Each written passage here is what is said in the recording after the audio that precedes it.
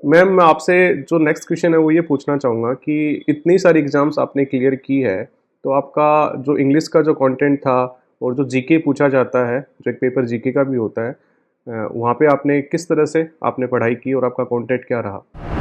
जो जी बेसिकली आपने ये बताया कि आप एग्ज़ाम के अंदर जो भी आपका सिलेबस निर्धारित है, उसके लिए आप किसी एक टीचर, एक कोचिंग या एक बुक पे आप निर्भर नहीं रह सकते।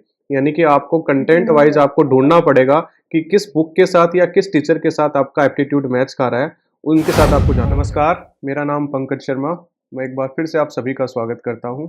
वीडियोज़ की इस सीरीज़ का ये दूसरा वीडियो है, जिसका उद्देश्य है उन प्रतियोगी छात्र-छात्राओं के अनुभव को प्रस्तुत करना, जिन्होंने पिछले कुछ कठिन वर्षों में खुद को संयमित रखते हुए अद्भुत परिणाम दिया है। बातचीत के इस क्रम में आज हमारे साथ हैं चंदा शर्मा, जिनका कई सिमिलर टीचिंग एग्जाम्स के अंदर सिलेक्शन हुआ है। यहाँ तक कि इन्होंने संस्कृत डिपार्टमेंट में इनकी इनके सब्जेक्ट और इनकी पोस्ट की दो ही पोस्ट थी, वहाँ पे भी इन्होंने अपना डीवी करवाया। चंदा जी से बात करके मुझे वो सभी मान्यताएं ध्वस्त होती हुई नजर आई जो ये कहती हैं कि आप एक नाव में सवार रहिए, आप केवल एक एग्जाम की तैयारी करिए। लेकिन इनका अनुभव ये कहता है कि आप कॉन्सेप्ट क्लियर करिए। अगर आपके कॉन्सेप्ट क्लियर हो रहे हैं तो आप जो भी सिमिलर एग्जाम होंगी उनमें सभी में अच्छा करेंगे, सिलेक्शन लेंगे। चंदा जी, सबसे पहले मैं आपका इस चैनल पे हार्दिक स्वागत करता हूँ। Thank you sir. मैं चाहूंगा मैम, एक बार व्यूअर्स के लिए आप सभी को अपना जनरल इंट्रोडक्शन दें। सर मेरा नाम चंदा शर्मा है और मेरा बर्थ प्लेस सुचामन सिटी नागौर है। और मेरी शादी जयपुर में हुई है। 2017 में मेरी शादी हुई है और प्रेजेंट में वही रह रही हूँ। और 2022 से मैंने मोस्टली सीरियसली जो स्टडी की है। इससे पहले रीड की थी 2021 से, और 2022 में मैंने सीरियसली स्टडी करके मैं 5 वैकेंसीज में प्रोविजनल सेलेक्टेड हूँ और 3 वैकेंसीज में मैं फाइनल सेलेक्टेड हूँ। आप नागौर से हैं, आपकी शादी है वो जयपुर में हुई है और आपने जो पिछली 5 टीचिंग एग्ज़ाम्स थी, उनके अंदर पाँचों में आपने सिलेक्शन लिया है। मैं आपका सब्जेक्ट जानना चाहूँगा कि आपका सब्जेक्ट क्या था? सर मेरा सब्जेक्ट ग्रेड थर्ड और ग्रेड सेकंड में इंग्लिश है और फर्स्ट ईयर में मेरा इंग्लिश लिटरेचर है। अच्छा, अच्छा। यानी कि आपने इंग्लिश से इतने सारे सिलेक्शन, इतना अच्छा प्रदर्शन आपने इंग्लिश से लिया है। मैम मैं ये जानना जी सर चाहूँगा कि मेरा सर। ये जानना चाहूँगा आपसे कि आपने तैयारी कब शुरू की और आपने इंग्लिश को ही क्यों चुना? सर तैयारी तो जैसे कोविड के टाइम से ही मैंने उस वक्त से माइंड मेकअप कर लिया था, क्योंकि कोविड अपने आप में बहुत बड़ा सबक था। और actually Covid taught us the real meaning of life. कहते हैं ना कि कुछ चीजें होती है वो सब्र की होती है, कुछ सबक की होती है। कोविड में हमें बहुत कुछ सिखाया। जिस तरह से हमने कोविड में देखा कि कितना स्ट्रगल करना पड़ता और एक गवर्नमेंट एम्प्लॉय के लिए वो थोड़ा इजी था। तब से मैंने माइंड मेकअप किया था कि मुझे गवर्नमेंट जॉब लेनी है। उसके बाद मैंने इसकी जो थर्ड ग्रेड है उस वैकेंसी के लिए मैंने प्रिपरेशन करना शुरू कर दी थी। और उसमें that time I score 133 marks out of 150।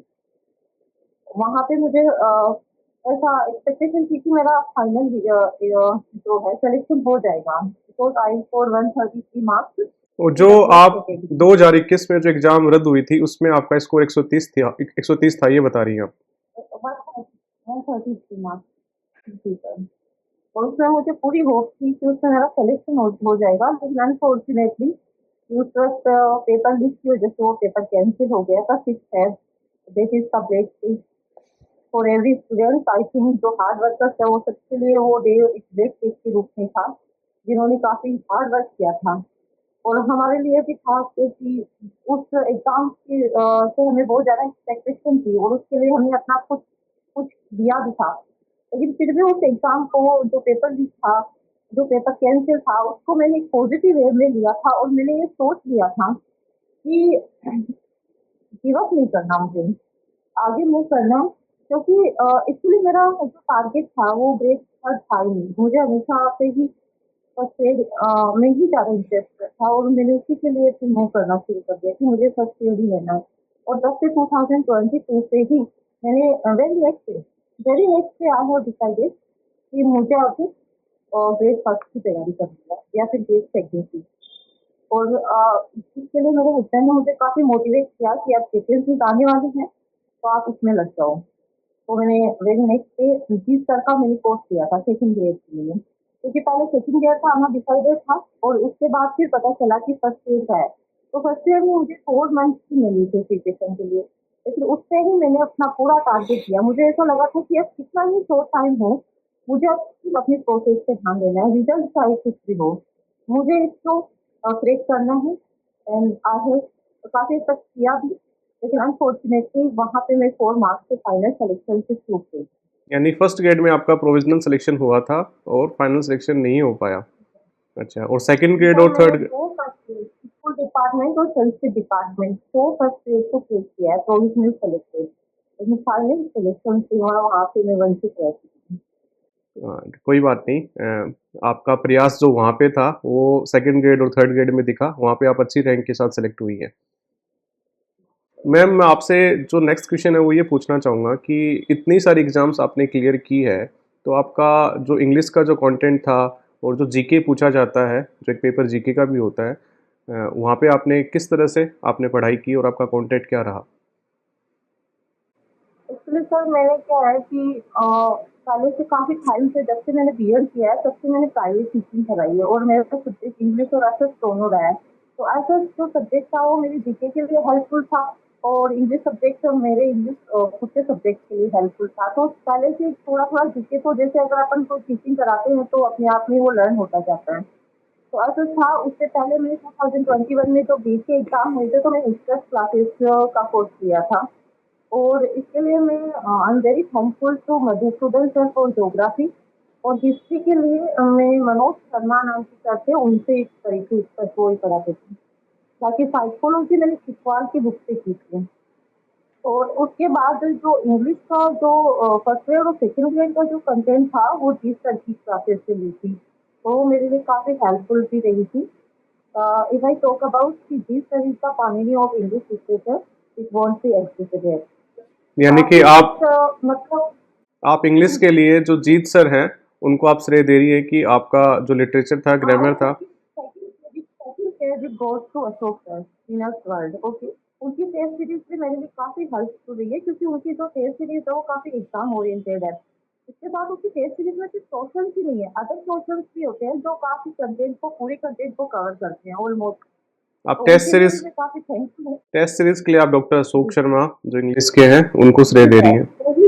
English की भी टेस्ट सीरीज में अशोक शर्मा सर को थैंकफुल करना चाहती हूँ।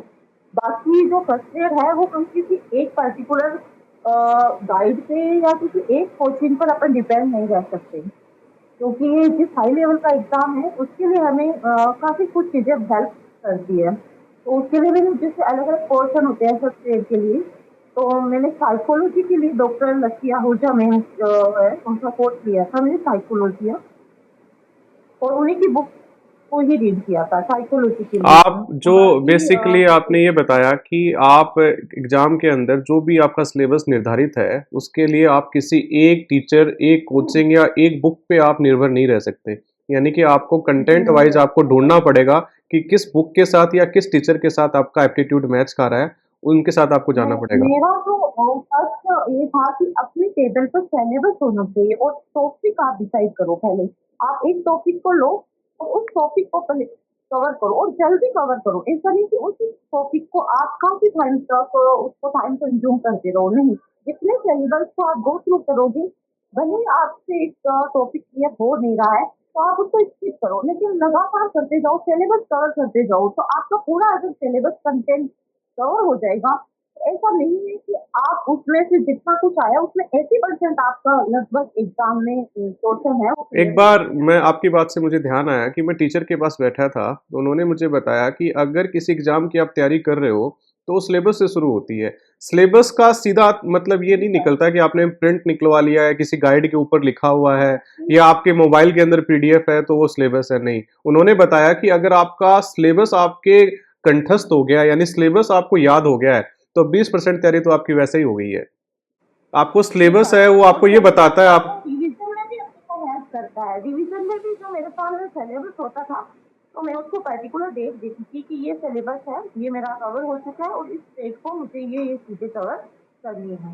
तो ये सब चीजें लगभग सिलेबस को आप सबसे पहले सिलेबस को देखोगे कि आपके लिए आपके जो पेपर है उसका सिलेबस क्या है, तो उसमें से कौन कौन से टॉपिक है वो स्कोरिंग है, और उन्हीं टॉपिक्स में कौन से प्रीवियस ईयर्स में कौन कौन से क्वेश्चन आए हुए हैं। तो पहले आप उस चीज को सिक्योर करें कि हमारी ये मार्क्स तो सिक्योर होने ही चाहिए। लगभग 70% जो चीजें होती है, क्या होता है ना कि सर अपन कभी शादी में जाते हैं तो कुछ और चीजें तो कॉमन होती है, वो तो हर चीजें हमको मेन्यू में मिलेगी ना। तो वैसे एग्जाम पेपर में कुछ क्वेश्चन होते हैं वो हमेशा मिलते ही हैं, तो पहले आप उन चीजों को सिक्योर करो।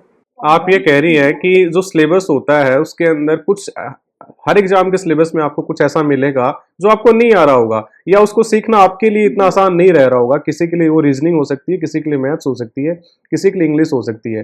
तो आप उस पर्टिकुलर छोटे से सेक्शन के लिए जो आपको 80% जो आप कर सकते हो, कवर कर सकते हो, जो अपना आप स्ट्रॉन्ग उसको पॉइंट है, जो स्ट्रॉन्ग पॉइंट है, उसको उसमें आप आप अपना 100% दें, उसको आप और वो आपका स्ट्रॉन्ग पॉइंट ही आपको सक्सेस के लिए ले जाएगा सर।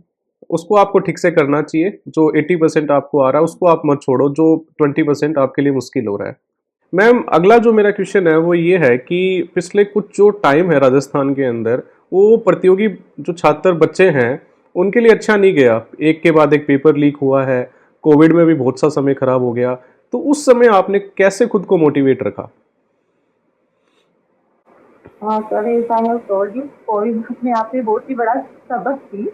कोविड में जिस तरह से गवर्नमेंट एम्प्लॉयज को अपन देखते हैं कि उनकी सैलरी कहीं से भी ऑब्स्टिकल नहीं है उनकी सैलरी में, उनको हैंडसम सैलरी मिल रही थी। तो उस वक्त ये डिसाइड कर लिया था कि एक जॉब सिक्योरिटी होती है ना, वो एक गवर्नमेंट एम्प्लॉय में होती है। तब से यानी कि डिसाइड कर सब, लिया था मैं कि बार बार मैंने हाँ, दोबारा ये बात सुनी है कि आपके लिए जो सबसे बड़ा मोटिवेशन था वो थी सैलरी, जो इनकी निरंतरता के साथ इनकी सैलरी इनके खाते में आ रही थी कोविड के टाइम पे भी, वो आपके लिए सबसे बड़ा मोटिवेशन था। सैलरी तो फर्स्ट मोटिवेशन, लेकिन सेकेंडली जो टीचिंग है ना वो भी मेरी एक नेचुरल इंस्टिक्ट है। ओके, मैं वो भी चाहती हूँ कि अगर जो चीज मैंने गेन किया है वो मैं अपने स्टूडेंट्स को भी टीच कराऊँ, तो वो एक सेकंड मोटिवेशन भी था कि मुझे टीचर ही बनना है। ये बार बार जो पेपर लीक हो रहे थे उस टाइम मुश्किल रहा होगा, उस टाइम आपने कैसे खुद को संयमित रखा?